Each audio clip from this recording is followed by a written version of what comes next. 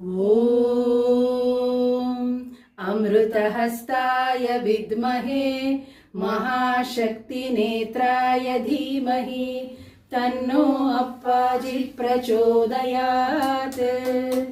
ॐ सुवर्णवृष्टिं कुरु मे गृहे श्रीः सुधान्यवृद्धिं कुरु मे गृहे श्रीः कल्याणवृद्धिं कुरु मे गृहे श्रीः विभूतिवृद्धिं कुरु मे गृहे श्रीः सुवर्णवृष्टिं कुरु मे गृहे श्रीः सुधान्यवृद्धिं कुरु मे गृहे श्रीः कल्याणवृद्धिं कुरु मे गृहे श्रीः विभूतिवृद्धिं कुरु मे गृहे श्रीः अम्मा सुवर्णवृष्टिं कुरु मे गृहे श्रीः सुधान्यवृद्धिं कुरु मे गृहे श्रीः कल्याणवृद्धिं कुरु मे गृहे श्रीः विभूतिवृद्धिं कुरु मे गृहे श्रीः लोकाः समस्ताः सुखिनो भवन्तु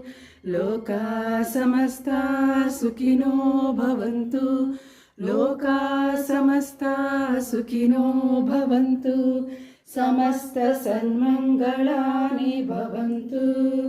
ॐ शान्ति शान्ति शान्तिः। हरिः ॐ तत्सत्। सर्वं श्री जगदम्बार्पणमस्तु। सर्वं श्री गुरुचरणार्पणमस्तु।